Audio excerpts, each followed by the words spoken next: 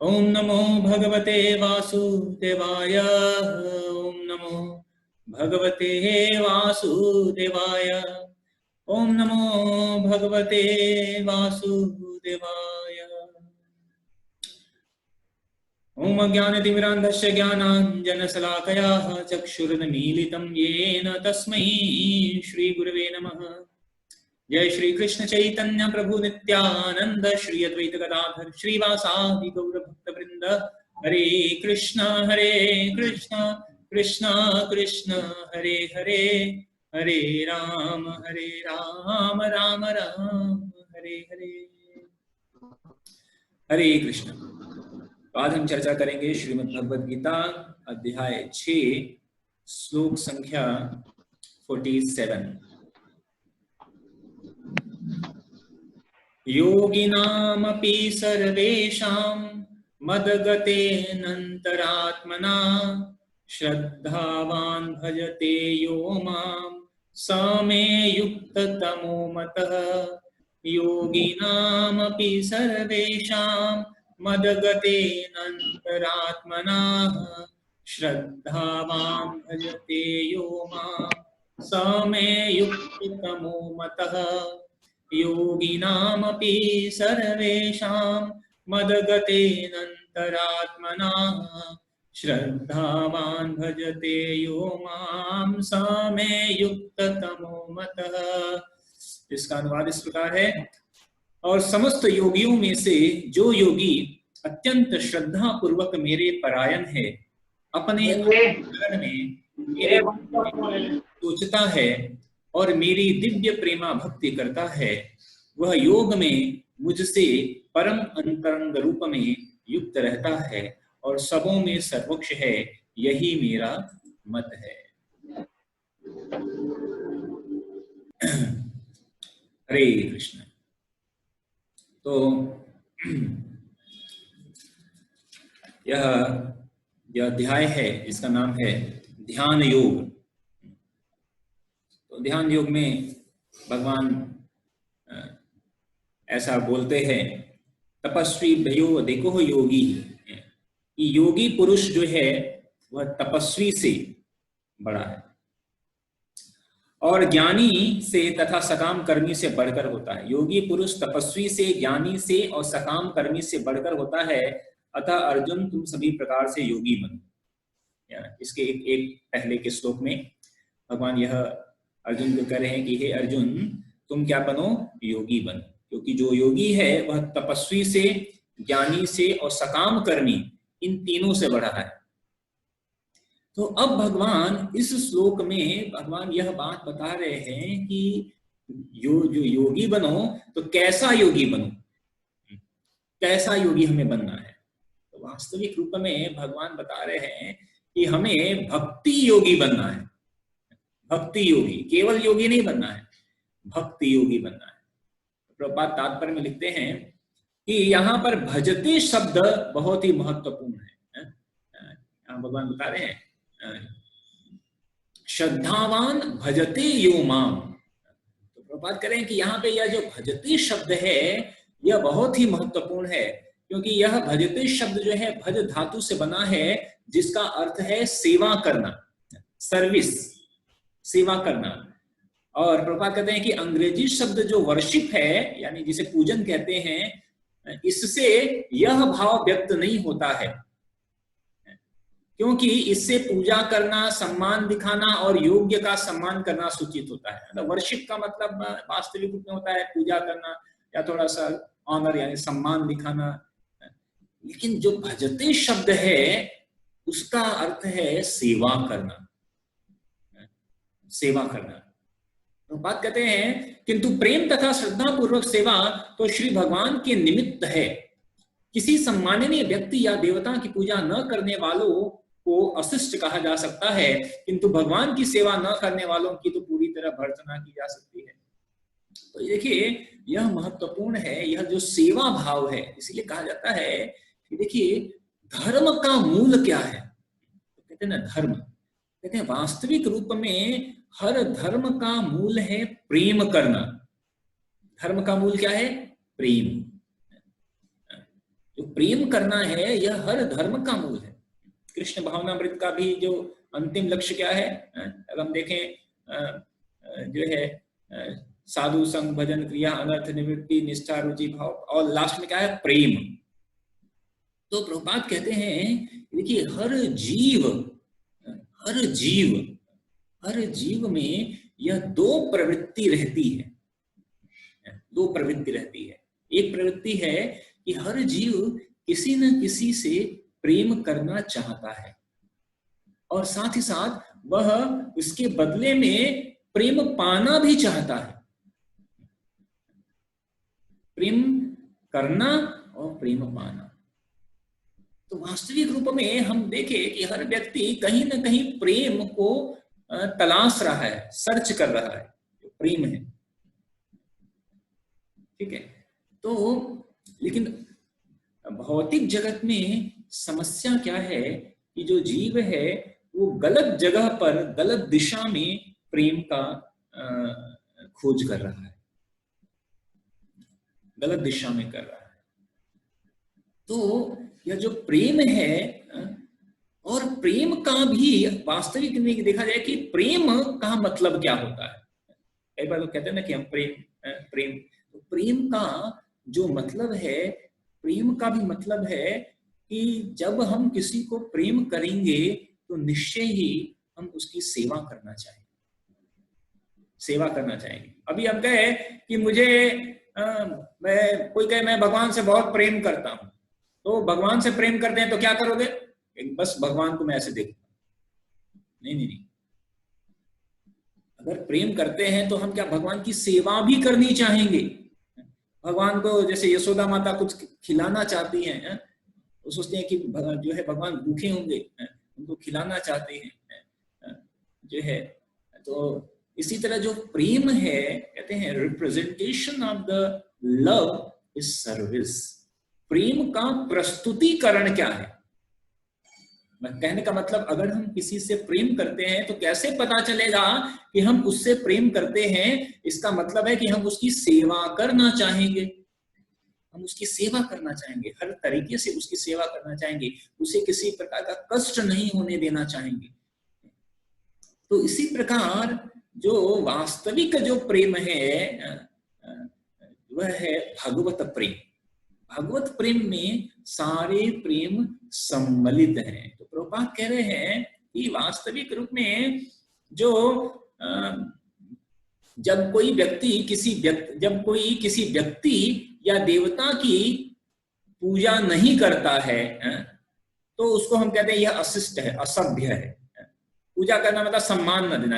अगर कोई किसी व्यक्ति को सम्मान न दे, उसका अपमान करे या देवी देवता का अपमान करे तो वह अशिष्ट है, असभ्य है। लेकिन प्रभुपाद कह रहे हैं लेकिन अगर कोई व्यक्ति भगवान की पूजा ना करे तो कहते हैं फिर वह अशिष्ट नहीं है। अशिष्ट तो है ही, लेकिन उसकी भर्त्सना की जानी चाहिए, उसकी निंदा करनी चाहिए। ये मतलब भगवान की पूजा नहीं कर रहा है। तो भगवान जो है वास्तविक रूप में पूजनीय है, केवल और सेवा का एकमात्र जो अविलंब या आधार वह वास्तविक में भगवान ही होने चाहिए। और इसीलिए अगर हम भगवान की सेवा करेंगे तो भगवान की सेवा में सभी की सेवा सम्मिलित है। जिसके कहते हैं ना यस्य तुष्टि जगत तुष्टि, जिसके संतुष्ट होने से संपूर्ण जगत संतुष्ट हो जाता है, वह है भगवान। अगर भगवान संतुष्ट हो जाएं तो सभी संतुष्ट हो सकते हैं। और इसका उदाहरण आप सबको पता होगा कि जब अज्ञातवास में जो द्रौपदी और सारे पांडव जो है अज्ञातवास में थे, तो उनको द्रौपदी को जो है एक विशेष पात्र मिला था जिसका नाम था अक्षय पात्र। शर्त ये थी कि अगर कोई जो है अगर द्रौपदी ने उसमें से भोजन कर लिया तो फिर उस अक्षय पात्र से भोजन और उपलब्ध नहीं मिलेगा। तो जब दुर्वासा ऋषि अपने हजारों शिष्यों के साथ गए थे हस्तिनापुर, तो दुर्योधन ने उनकी बहुत आओ भगत की, बहुत आओ भगत की, और इतना आओ भगत की कि दुर्वासा मुनि प्रसन्न हो गए। तो दुर्वासा मुनि ने जाते समय कहा दुर्योधन से कि दुर्योधन आप जो है वरदान मांगो, मैं आपसे बहुत प्रसन्न हूं। तो दुर्योधन जो है वह इतना कूटनीतिक व्यक्ति था कि उसने कहा कि महात्मन, मैं तो अब कुछ भी वरदान नहीं चाहता, अगर आपको मेरे पर कृपा करनी है तो मैं चाहता हूं कि आप हमारे जो है बड़े भ्राता जो पांडव हैं उनको भी आतिथ्य का सेवा दीजिए। दुर्योधन क्या कह रहा है कि मैं चाहता हूं कि आप मेरे बड़े भ्राताओं, मतलब ऐसा दिखा रहा है कि बहुत प्रेम है, कह रहा है मेरे बड़े भाइयों पांडवों को आतिथ्य सत्कार का अवसर दीजिए। अब दुर्योधन को यह बात पता थी कि जो दुर्वासा मुनि जो है अपने 1000 शिष्यों के साथ वहां जाएंगे और पांडवों के पास तो मतलब अभी कुछ है नहीं, अज्ञात मतलब जंगल में है, जीवन व्यापन कर रहे हैं, इतना कहां से उनके पास अन्न उपलब्ध होगा कि वो हजारों लोगों को भोजन खिला सके। तो उसको पता था कि अगर दुर्वासा मुनि जाएंगे और पांडव उनको भोजन नहीं करा पाए तो क्या होगा, दुर्वासा मुनि ऐसे ही क्रोधित, बहुत क्रोध हो जाएंगे और कुछ न कुछ श्राप दे देंगे। तो इस मनसा से जो है दुर्योधन ने दुर्वासा मुनि को कहा कि आप पांडवों के पास जाइए उनको आतिथ्य देने के लिए। तो दुर्वासा मुनि जब गए वहां पर, और तो ऐसे समय गए कि जिस समय द्रौपदी ने भोजन कर लिया था, अब अक्षय पात्र से और कुछ भी अन्न नहीं मिलता। अब वहां पर गए तो सारे जो पांडव हैं वो बहुत ही चिंतामग्न हो गए कि अभी क्या किया जाए, और कहीं दुर्वासा मुनि क्रोधित हो जाएं। तो युधिष्ठिर महाराज ने कहा कि ठीक है, आप दुर्वासा मुनि आए हैं तो उनका आवभगत किया, उनसे कहा कि महात्मन आप लोग जाइए स्नान करके आइए, और स्नान करने के पश्चात जो है हम तब तक भोजन की व्यवस्था करते हैं। अब दुर्वासा मुनि अपने सारे हजारों शिष्यों के साथ स्नान करने चले गए। अब इधर सारे पांडव जो है वह चिंतामग्न है। तो भक्त का स्वभाव होता है कि हर परिस्थिति में, जैसे इस श्लोक में भी भगवान कह रहे हैं कि तुम कैसे किस तरह के योगी बनो, जो मेरे परायण, अरे ऐसा योगी जो श्रद्धा पूर्वक मेरे परायण है और अंतःकरण में मेरे विषय में ही सोचता हो और मेरी दिव्य प्रेमा भक्ति करता हो। ये देखिए, ये सारे गुण पांडवों में उपलब्ध थे। पांडव जो है भगवान के श्रद्धा, भगवान में उनकी श्रद्धा थी, वो भगवान के परायण थे और हमेशा अंतःकरण में भगवान के बारे में सोचा करते थे, भगवान की दिव्य प्रेमा भक्ति में लीन थे। तो ऐसे भक्त जैसे ही कुछ स्थिति आती है तुरंत उन्होंने सबने भगवान को याद किया। तो कहते हैं कि जब भगवान को याद करते हैं, कुंती महारानी यह बात कहती हैं कि हे भगवान मुझे कष्ट दो, क्योंकि कष्ट में आपकी याद आती है, और जब आपकी याद आती है तो आप आते हैं, और जब आप आते हैं तो फिर कष्ट नहीं रहता है। तो पांडवों ने जो है, द्रौपदी ने पुकारा भगवान को, केशव ये जनार्दन कहाँ है? तो भगवान प्रकट हुए वहां पर, और भगवान आते ही उन्होंने कहा द्रौपदी से कि हे द्रौपदी, मुझे बहुत भूख लगी है, कृपया मुझे भोजन दो। और द्रौपदी जो है जाती है अंदर से और पात्र लेकर आती है, कहती है कि ये तो पात्र, अभी आप भोजन मांग रहे हैं लेकिन अभी हमारे पास आपको देने को कुछ नहीं। और तो जब द्रौपदी ने वह देखा तो उसमें एक तिनका, एक चावल का एक तिनका पड़ा हुआ था।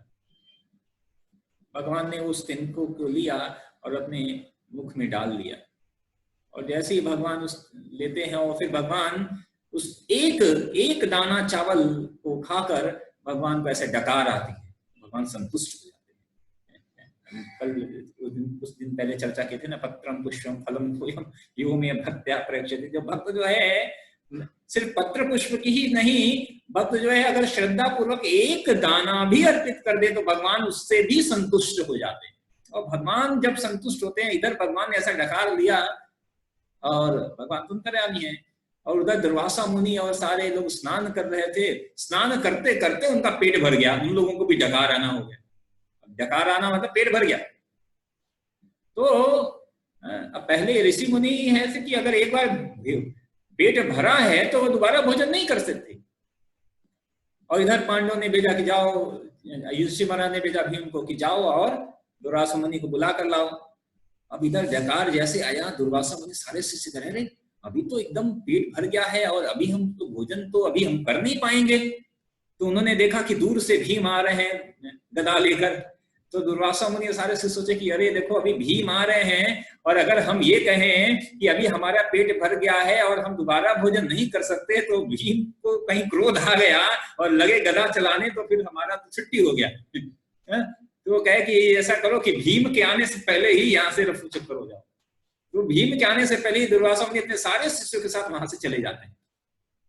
भीम आते हैं, देखते हैं यहाँ तो कोई नहीं है, वापस आते हैं, देखते हैं कि वहां तो कोई नहीं है, बताते हैं कि वो तो वहां सभी चले गए। तो कहने का मतलब इस प्रकार भगवान अपने भक्तों की रक्षा करते हैं, भक्त वत्सल भगवान। लेकिन इसके साथ साथ यह बात स्पष्ट होती है कि भगवान के संतुष्ट हो जाने से संपूर्ण जगत संतुष्ट हो सकता है। इसलिए हमें जो है भगवान के परायण बनना है। तो यही बात यहाँ पे प्रभुपाद यह बात कह रहे हैं कि जब भगवान संतुष्ट हो जाते हैं, तो क्योंकि प्रत्येक जीव भगवान का अंश स्वरूप है, तो इस तरह प्रत्येक जीव को जो है वह अपने स्वभाव के अनुसार भगवान की सेवा करनी चाहिए। ऐसा न करने से वह नीचे गिर जाता है। जो जीव का पतन क्यों होता है? क्योंकि वह भगवान की सेवा नहीं करता है और या नहीं करना चाहता है। जब जैसे ही भगवान की सेवा बंद करते हैं तो उसकी जो चेतना वह नीचे गिर जाती है, वह फिर उसका पतन हो जाता है। तो हमें क्या करना है? हमें निरंतर भगवान की सेवा करनी है। कब तक करनी है? हमेशा करनी, सर्वदा। ऐसा नहीं है कि हमें क्या करें, हम भगवान की सेवा करेंगे और सेवा करके भगवान प्रसन्न हो जाएंगे और फिर हम भगवत धाम चले जाएंगे और फिर वहां आराम से नहीं, वहां पर भी सेवा ही करनी है। यहाँ पर एक तरह से एक कहते हैं ट्रेनिंग है। यहाँ पर हम यहाँ पे ट्रेनिंग करेंगे और जब जो ट्रेनिंग में पास हो जाएगा, सफल हो जाएगा, तो फिर ऊपर जाकर भी वास्तविक सेवा तो ऊपर है, वहां पर जाकर। तो यहाँ का ट्रेनिंग करना है। तो जो सेवा नहीं करता है तो वह क्या होगा? वह नीचे गिर जाएगा। तो भागवत पुराण में यह बात कही गई है, य एषाम पुरुषम साक्षात आत्मा प्रभमीश्वरम न भजन्त्य वजनानन्ति स्थानाद्भ्रष्टा पतन्त्यतः। इसका अर्थ है कि जो मनुष्य अपने जीवन दाता आद्य भगवान की सेवा नहीं करता और अपने कर्तव्य में शिथिलता बरतता है, वह निश्चित रूप से अपनी स्वाभाविक स्थिति से नीचे गिरता है। कई बार भौतिक जगत के लोग भगवान की सेवा नहीं करना चाहते हैं और कई तरह के तर्क देते हैं। वो कई बार तर्क देते हैं कि देखो हमें केवल माता पिता की सेवा करनी। हालांकि अब भौतिक जगत के लोग तो माता पिता की भी सेवा नहीं करते हैं, लेकिन फिर भी कुछ लोग ऐसा तर्क देते हैं कि हमें हमारे माता पिता ही भगवान हैं, हमें केवल उनकी सेवा करनी है। तो देखिए, जो शास्त्र है वह माता पिता की सेवा करने का विरोध नहीं करता है, वह विरोध नहीं करता है। या भगवान की सेवा करने का मतलब यह नहीं है कि वह माता पिता की सेवा नहीं करेगा। वास्तविक रूप में जो भगवान की सेवा करता है, जो भगवान को प्रसन्न करता है, ऐसा व्यक्ति जो है बहुत बुद्धिशाली होता है, तभी वह भगवान की सेवा कर रहा है। और ऐसा बुद्धिशाली जीव जो है वह सभी जीव मात्र के कल्याण के लिए कार्य करता है। तो अगर कोई व्यक्ति यह कहते हैं, कुछ लोग ऐसा कहते हैं कि हमें भगवान की सेवा नहीं करनी है, केवल अपने माता पिता की सेवा करनी है, तो देखा जाए कि हम सबके माता पिता कौन है? भगवान। हमारे माता पिता के भी माता पिता कौन है? भगवान।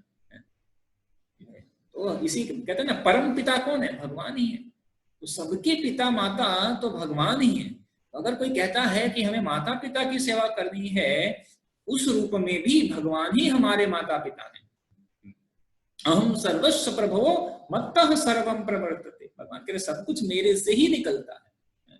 जो है भगवान कह रहे हैं कि मैं बीज देने वाला पिता कौन है? वह मैं। अहम बीज प्रदः पिता। तो वास्तविक रूप में भगवान ही हमारे वास्तविक माता पिता है। तो इस रूप में भी हमें भगवान की ही सेवा करनी है।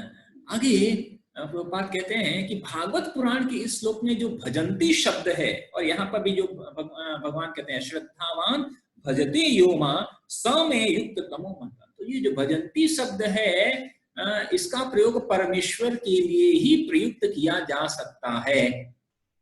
मतलब अगर कोई कहे कि भजन करना, तो मुझे क्या करना है, भजन करना है, तो वास्तविक रूप में भजन शब्द केवल और केवल भगवान के लिए ही प्रयोग होना चाहिए, भगवान के लिए ही वास्तविक रूप में प्रयोग होना चाहिए। और इसी तरह वास्तविक रूप में जो भक्त शब्द है और भक्ति शब्द है वह भी केवल भगवान के लिए ही प्रयोग होता है। तो कहते हैं, कई बार लोग कहते हैं ना भक्ति, हम भक्ति कर रहे हैं, किसकी भक्ति कर रहे हैं, इसकी भक्ति कर रहे हैं, उसकी भक्ति कर रहे हैं। नहीं नहीं नहीं, भक्ति जो है, जो भक्ति देवी है, वह वास्तविक रूप में केवल भगवान का ही भजन करने का वह एक मूर्तिमान रूप में है। जो भक्ति है, भक्ति देवी जो है, वह वास्तविक रूप में केवल भगवान, पूर्ण पुरुषोत्तम भगवान का जो भजन करते हैं, तो वही वास्तविक रूप में भक्ति है।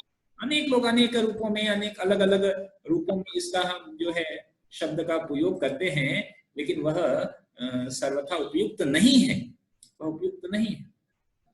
तो प्रभुपाद कह रहे हैं कि जो भजंती शब्द है वह केवल और केवल परमेश्वर के लिए ही प्रयुक्त किया जा सकता है, जबकि पूजन शब्द या इंग्लिश में जिसे वर्शिप कहते हैं, इनका प्रयोग देवी देवताओं के लिए भी किया जा सकता है या सामान्य जीव के लिए भी किया जा सकता है। कहने का मतलब, हम माता पिता का पूजन कर सकते हैं, हम देवताओं का पूजन कर सकते हैं, लेकिन भजन हमें केवल और केवल भगवान का करना चाहिए।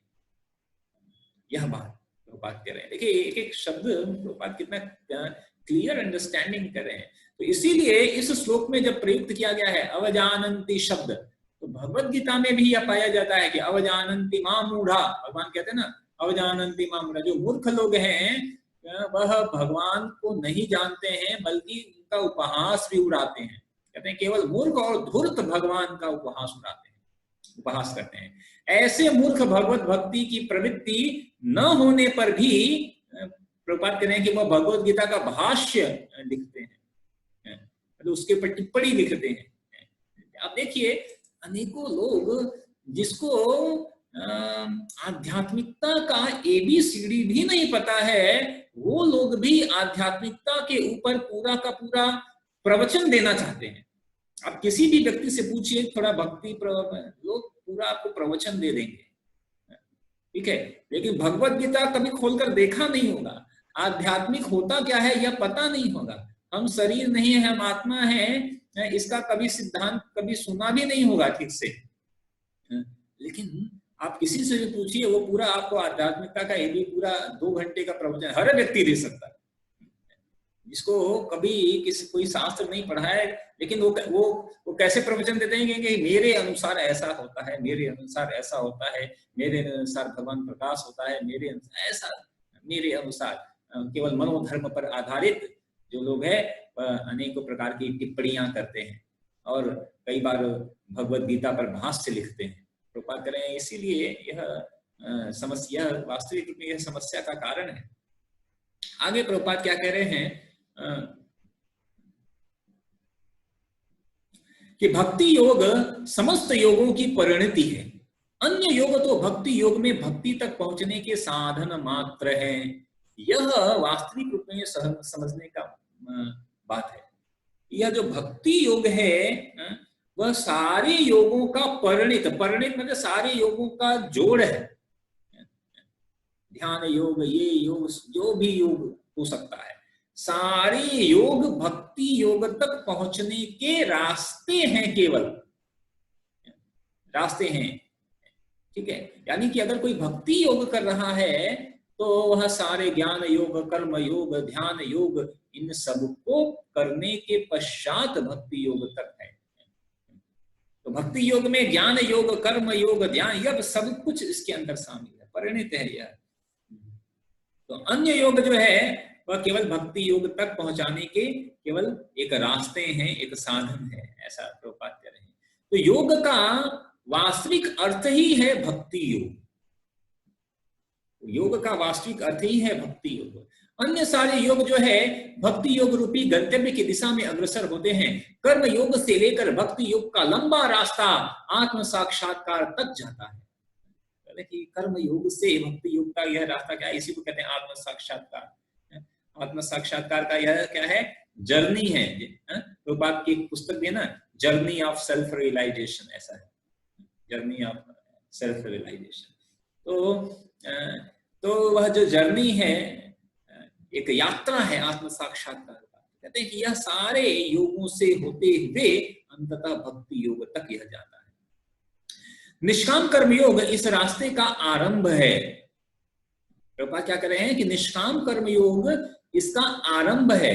जब कर्म योग में ज्ञान और वैराग्य की वृद्धि होती है, पहले लोग क्या है, पहले कर्म करते हैं, कैसे सकाम कर्म करते हैं, लेकिन जब सकाम कर्म न करके वह निष्काम कर्म करते हैं तो एक तरह से यह आध्यात्मिकता का शुभारंभ होता है कि अभी हम निष्काम कर्म करने लगे हैं।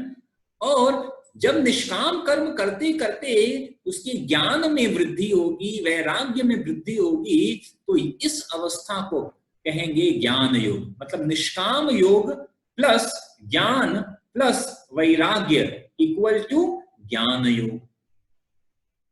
और इस तरह जब ज्ञान योग में अनेकों भौतिक विधियों से परमात्मा के ध्यान में वृद्धि होने लगती है, हम ध्यान करते करते परमात्मा का ध्यान बढ़ता जाएगा, मन जो है स्थिर हो जाएगा, तो इस ध्यान योग को क्या कहेंगे, अष्टांग योग। यम नियम आसन प्रत्याहार ध्यान धारण समाधि, ये जो 8 अंग हैं।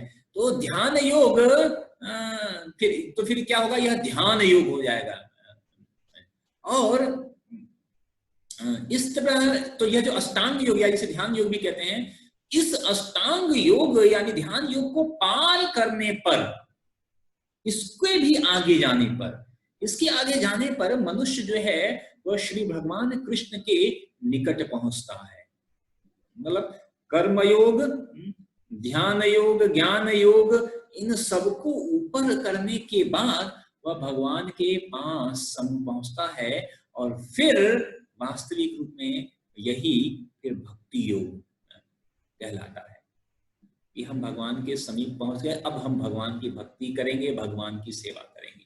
तो यथार्थ में भक्ति योग ही चरम लक्ष्य है। सारे योगों का अंतिम लक्ष्य क्या है, भक्ति योग। किंतु भक्ति योग का सूक्ष्म विश्लेषण करने के लिए अन्य योगों को भी समझना होता है, ऐसा प्रभुपाद यहाँ पे यह बात कह रहे हैं। तो कहने का मतलब कि कर्म योगी, ज्ञान योगी, ध्यान योगी, राज योगी, हठ योगी, ये अनेकों प्रकार के योगी हैं। इन सारी यौगिक पद्धतियों के करने के पश्चात हम कहाँ पहुंचेंगे, भक्ति योगी को प्राप्त करेंगे, भक्ति योगों को। तो यह सर्वोत्कृष्ट भावना अमृत का यह योग, यह कहते हैं यह योग की सर्वोच्च अवस्था है। प्रभुपाद की एक पुस्तक भी है, छोटी पुस्तक, उसको पढ़ सकते हैं, योग की पूर्णता। वहां पे प्रभुपाद यह बात बता रहे हैं कि किस तरह सारे योग का अंतिम लक्ष्य क्या है, भक्ति योग। तो यह योग की पूर्णता कब होगी, जब हम भगवान की भक्ति हासिल कर पाएंगे। तो इसके बाद आगे प्रभुपाद कह रहे हैं, यह उदाहरण प्रभुपाद दे रहे हैं कि यह उस प्रकार है जैसे कि विश्व भर के पर्वतों में हिमालय सबसे ऊंचा है और जिसकी सर्वोच्च चोटी क्या है, एवरेस्ट है। तो अनेकों चोटी, जैसे अनेकों पर्वत, अनेक चोटियां हैं और उसमें सबसे ऊंची चोटी क्या है, एवरेस्ट, माउंट एवरेस्ट, 8,848 किलोमीटर ऊंचा, ऐसा। और भी उससे कई चोटी नीचे है, कंचनजंगा, ऐसा कम है, लेकिन सबसे टॉप मोस्ट क्या है, जैसे उसी प्रकार इन सारे योगों में सबसे टॉप मोस्ट क्या है, भक्ति योग। आगे प्रभुपाद कह रहे हैं कि कोई विरला भाग्यशाली ही वैदिक विधान के अनुसार भक्ति योग के पद को स्वीकार करके कृष्ण भावना भावित हो पाता है। बहुत ही रेयर है यह कृष्ण भावना भावित, सभी की बस की बात नहीं है। तो विरला व्यक्ति, मनुष्यानाम सहस्रेषु, भगवान कह रहे हैं विरला व्यक्ति। इस प्रकार आदर्श योगी श्याम सुंदर कृष्ण पर अपना ध्यान एकाग्र करता है, जो बादल के समान सुंदर रंग वाले हैं, जिनका मुख जो है कमल के समान है, सूर्य के समान तेजवान है, जिनका वस्त्र रत्नों से प्रभापूर्ण है, शरीर पर सुंदर फूलों की कदम्ब फूलों की माला है। इस तरह देखिए भगवान का कई बार लोग कहते हैं, एक पॉइंट होता है कि भगवान कौन है, कहते हैं कि आप देखिए कई अनेक जगहों पर जब भगवान की बात आती है तो उनको भगवान के बारे में पता नहीं है, लेकिन हमारे सनातन धर्म में भगवान कौन है तो उसके साथ साथ वह भगवान की हर सूक्ष्म से सूक्ष्म चीजों के बारे में भी जानकारी देता है कि भगवान को क्या खाने में क्या पसंद है, भगवान कौन सी फूलों की माला पहनते हैं, भगवान की आंखें कैसी हैं, भगवान के कान कैसे हैं, भगवान के बाल कैसे हैं, भगवान के चरण कैसे हैं, ये सब कुछ वर्णन है। भगवान किस तरह के वस्त्र पहनते हैं, भगवान हाथ में क्या धारण करते हैं, भगवान कौन सा वाद्य यंत्र बजाते हैं। तो देखिए इसलिए कहते हैं कि वास्तविक रूप में भगवान को समझने के लिए तभी तो हम समझ पाएंगे जब हमें उनके हर चीज के बारे में पता होगा। और जब यह सारी चीजें क्यों पता करनी है, सारी चीजें डिटेल, जिससे कि जाहिर सी बात है कि हम जिससे प्रेम करेंगे उसके बारे में सब कुछ जानना चाहेंगे, जिससे कि हम उनकी सब अच्छी तरह से सेवा कर सकें। अभी अगर आपको पता नहीं है कि भगवान को खाने में क्या पसंद है, अभी आप किसी से प्रेम करते हैं तो उसे अगर वो आएगा आपके घर तो आप सोचोगे ना, कई बार भक्त पूछते हैं कि प्रभु जी आपको क्या पसंद है, आप हमारे यहाँ आइए, आप बताइए आपको क्या पसंद है। तो वो चाहते हैं कि भाई कि कोई भक्त हमारे यहाँ आए तो उसको जो पसंद है वो हम खिलाएं। ये भाव, ऐसा भाव होता है। क्यों? क्योंकि हम उसको प्रेम करना, उसकी सेवा करना चाहते हैं, अच्छी तरीके से सेवा करना चाहते हैं जिससे कि वह संतुष्ट हो जाए। उसी प्रकार जब हमें अगर भगवान के बारे में, नहीं तो अन्य जगहों पर भगवान के बारे में इतना किसी को पता ही नहीं है कि भगवान क्या पहनते हैं। कई बार लोगों को पता ही नहीं है कि भगवान तो भगवान तो प्रकाश है, पहनने की क्या बात है, भगवान का रूप ही नहीं है। अधिकतर जगह पे तो भगवान के रूप की बात नहीं करते हैं। तो लेकिन यह वैदिक शास्त्र भगवान के बारे में हर छोटी से छोटी भी जानकारी देता है, हर डिटेल जानकारी देता है। इससे भी यह बात स्पष्ट होता है। तो यहाँ पर बता रहे कि भगवान इतने अनेक, भगवान का ऐसा रूप है, ऐसा सौंदर्य है, और अनेकों रूप भगवान के हैं। राम, नरसिंह, वराह, कृष्ण, ऐसे विभिन्न रूपों में भगवान अनेकों बार अवतरित होते हैं। और कभी जब अवतरित होते हैं तो कभी वे सामान्य व्यक्ति की भांति माता यशोदा के पुत्र के रूप में जन्म ग्रहण करते हैं। कृष्ण, गोविंद, वासुदेव के नाम से जाने जाते हैं। तो कह रहे, तो प्रभुपाद बता रहे कि ये सारी जो चीजें हैं वह भगवान पूर्ण जो है सबसे बड़े स्वामी होने के पश्चात भी भगवान कई बार अपने भक्तों का के सेवक के रूप में भी प्रदर्शित करते हैं अपने आप को। कहते हैं कि ये टॉप मोस्ट जो भगवान क्या है, टॉप मोस्ट स्वामी है, सबसे बड़े भोक्ताराम तपसाम सर्वलोक महेश्वरम। लेकिन सबसे खासियत क्या बात है कि यद्यपि कि हम सब भगवान के सेवक हैं, लेकिन भगवान अपने सेवक को भी सेवक की तरह कभी ट्रीट नहीं करते। भगवान अपने सेवक को भी ऐसा मान देते हैं कि अपने सेवक का मान रखने के लिए कई बार भगवान अपने मान की चिंता नहीं करते हैं। अपना मान जो है टलने जाए पर भक्त का मान ना टलने पाए, ऐसा भगवान, ऐसा स्वामी, ऐसे भगवान है हमारे। तो प्रभुपाद यहाँ पर यह बात की पुष्टि करते हैं और भगवान इसीलिए यह कह रहे हैं कि इसीलिए जो भक्ति है वह सर्वश्रेष्ठ है। भक्ति जो सर्वश्रेष्ठ है, जो भगवान को भी बांध लेती है, भगवान को भी अपने प्रेम के रज्जुओं से, प्रेम के रस्सियों से, प्रेम के धागे से भगवान को बांध लेती है। इसीलिए कहते हैं कि यह जो भक्ति योग है, तो भगवान भी इसकी पुष्टि करते हैं कि समस्त योगियों में जो है भक्ति योगी ही वास्तविक रूप में सर्वश्रेष्ठ है, जो कि श्रद्धा पूर्वक मेरे परायण है, मत चित्तः मत गत प्राणा बोधयन्तः परस्परम, मेरे ही पूर्ण परायण है और हमेशा अंतःकरण में मेरे ही विषय में सोचता है, मेरा दिव्य प्रेमा भक्ति करता है। और तो इस तरह वह सभी में सर्वोच्च है। भगवान कह रहे हैं ये मेरा मत है। तो भगवान का मत ये है, तो फिर हम कोई ये नहीं कह सकता कि नहीं मेरे मत के अनुसार ये अच्छा है। लोग कहते हैं ना, कई बार भगवत गीता पढ़ने के बाद लोग कहते हैं भगवत गीता का सार है कर्मयोग। हालांकि कर्म योग भी भक्ति योग ही है एक तरह से, लेकिन सामान्यतः जब लोग कर्म योग की बात करते हैं वो समझ नहीं पाते हैं। वो समझते हैं कि कर्म मतलब कर्म करो, कौन सा कर्म, कोई भी कर्म। हालांकि वह कर्म उनका कर्म नहीं है, वो तो कर्म नहीं, वो तो विकर्म है उनका। भौतिक जगत के लोग जो विकर्म करते हैं और उसको कर्म योग का नाम देते हैं, तो उसको भी समझ नहीं पाते हैं। लेकिन वास्तविक रूप में भगवत गीता का सब महत्वपूर्ण क्या है, भक्ति योग है। यह भगवत गीता क्या है, भक्ति। भगवत गीता पढ़ने के बाद, सुनने के बाद अगर कोई भक्त नहीं बनता है या भगवान की भक्ति नहीं करता है, तो उसके भगवत गीता पढ़ने का या सुनने का कोई लाभ नहीं है वास्तविक। तो इसलिए भगवान कह रहे हैं कि भक्ति योगी सर्वश्रेष्ठ है, ये मेरा मत है। ठीक है, हरे कृष्ण।